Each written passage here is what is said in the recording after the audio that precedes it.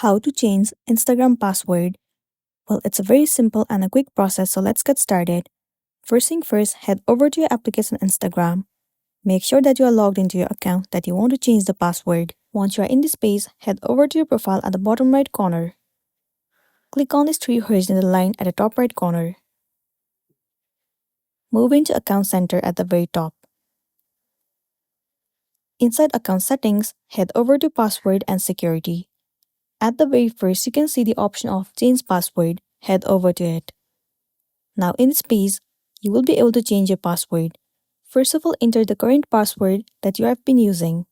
After that, enter the new password that you want to set, and then re-enter the password that you have created just now. Once done, tap on Change Password at the bottom of the screen, and then your password will be changed.